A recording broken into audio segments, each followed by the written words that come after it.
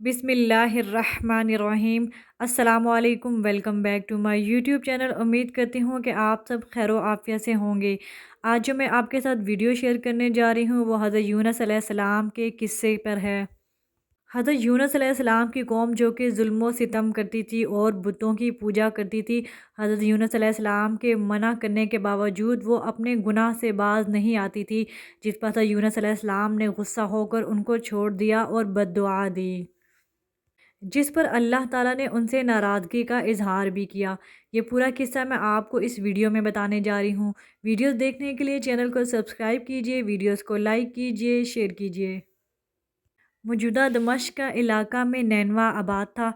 वहाँ आशूरी कौम का मस्कन था। दीनी लिहाज से वो गुमराह लोग थे। यूनुस अलैहिस्सलाम को वहाँ नबी माबूस किया गया। आप तकरीबन 28 साल की उम्र में वहाँ गए।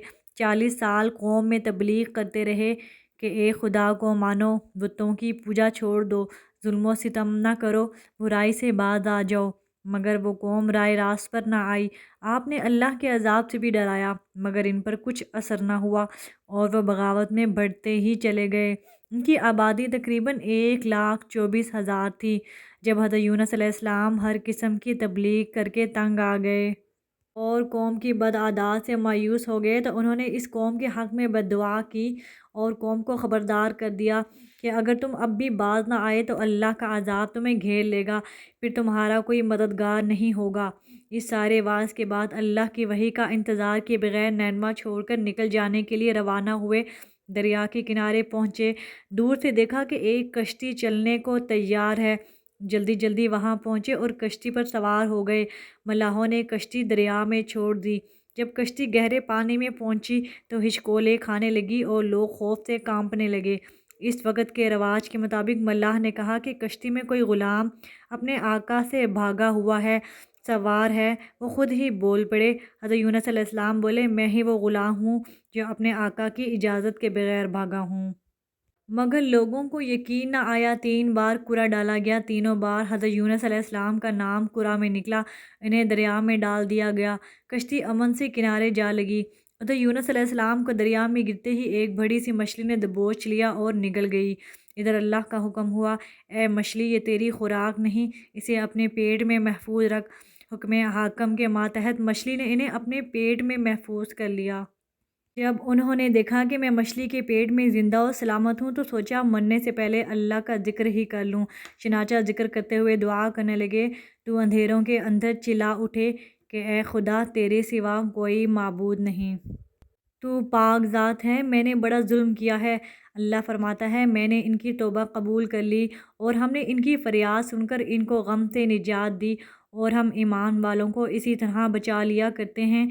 हम इन्हें मछली के पेट से निकाल कर खुले मैदान में बाहर ले आए और वह थोड़ी ही देर मछली के अंदर पेट में रहने से निढाल हो गए थे। हमने इन पर कद्दू का एक बेलदार दरख्त उगा दिया। चूँकि आपका जिस्म मछली के पेट के अंदर रहने से नहायत नाजुक हो गया था और आपके जिस्म में अतहर में मुतल्लक ताकत ना रही थी, इसलिए अपने बदन पर एक मक्खी का बैठना भी नागवार मालूम होता था। इसलिए एक बेलदार दरख्त ने इनके जिस्म को ढांप लिया और आप धूप वगैरह से महफूज रहे। जब ताकत बहाली हुई तो दरख्त सूखना शुरू हो गया और आप कुछ मायूस हुए। अल्लाह ने फरमाया, एक दरख्त जिसने वक्ती तौर पर तुम्हें साया दिया, इसके मुरझाने से तुम इस कदर गमगीन होते हो। क्या 1,20,000 इंसानों और इनके साथ कम अज़ कम इसी कदर दूसरे जानवरों की मखलूक को तबाह करने से कोई कलक नहीं होता? मुझे भी इतनी मखलूक को तबाह करने से लाज़मन दुख महसूस होना चाहिए था, ख़ुसूसन जब वो राय रास्त पर आ गए और गलती महसूस करते हुए उन्होंने खुले मैदान में जमा होकर गरिया वज़ारी की और अपने गुनाहों से तौबा करके आइंदा हुक्म खुदाबंदी को दिलो जान से तस्लीम करने का इकरार कर लिया। हज़रत यूनुस अलैहिस्सलाम ने तौबा की और अपने गुनाह की माफ़ी मांगी। अल्लाह ने माफ़ कर दिया और इन्हें अपने शुक्रगुज़ार बंदों में शामिल कर दिया। जब शहर के करीब पहुँचे तो एक किसान से मिले। इससे पूछा कि यहाँ के क्या हालात हैं। किसान ने बताया कि जब से हज़रत यूनुस अलैहिस्सलाम नैनवा से गए हैं, इस वक्त से यहाँ बारिश नहीं हुई। लोग बारिश को तरस गए हैं। खुश्क साली पैदा हो चुकी है। मवेशियों को चारा नहीं मिलता। इनका दूध खुश्क हो चुका है। लोग समझ चुके हैं कि ये सब तंगी यूनुस अलैहिस्सलाम की बद्दुआ की वजह से है اور وہ کوشاں ہیں کہ حضرت یونس علیہ السلام کہیں ملے تو ہم گریہ وزاری کر کے انہیں منائیں اور اپنی نافرمانیوں کی معافی مانگ کر ان سے عرض کریں کہ وہ نینوا میں آباد ہوں اور بندگان خدا کی اصلاح کریں اور اللہ سے دعا کریں کہ ہمارے خشک کھیتوں کا ہرا کر دے تاکہ مخلوق خدا سکھ اور چین کا سانس لے۔ ہر فرد یونس علیہ السلام کی تلاش میں ہے اور بادشاہ نے حکم جاری کر رکھا ہے کہ جو شخص حضرت یونس علیہ السلام کو تلاش کر کے لائے گا میں اسے 1 دن کی بادشاہی دے دوں گا۔ یونس علیہ السلام نے جب کسان کی زبانی یہ حالات سے سنے تو دل بھر آیا اور کسان سے کہا جاؤ اور اہل شہر کو اطلاع دو کہ میں یونس علیہ السلام کو تلاش کر لایا ہوں۔ کسان فوراً شہر میں چلا گیا اور اہل شہر کو اطلاع دی کہ یونس علیہ السلام آ گئے ہیں۔ لوگ شہر سے بھاگ اٹھے اور یہ تمنا لیے بھاگتے چلے آ رہے تھے کہ سب سے پہلے میں حضرت یونس علیہ السلام کو ملوں۔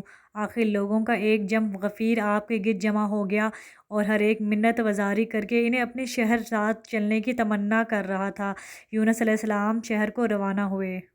شہر پہنچتے ہی ہر چھوٹے بڑے نے آپ کا استقبال کیا۔ بادشاہ نے حاضر خدمت ہو کر اپنے قصور کی معافی چاہی اور کسان کو اعلان کے مطابق 1 روز کی بادشاہی دے کر خود آپ کے حضور میں آ بیٹھا اور اپنی غلطی پر نادم تھا، اس لیے پیغمبر علیہ السلام خدا سے گڑ گڑا کر معافی چاہی۔ یونس علیہ السلام نے بادشاہ کو سینے سے لگا لیا اور اس کے سب قصور معاف کر کے خوشی سے دعائیں دی۔ نینوا کی بربادی کے دن پھر بھر گئے اور خوشحالی لوٹ آئی۔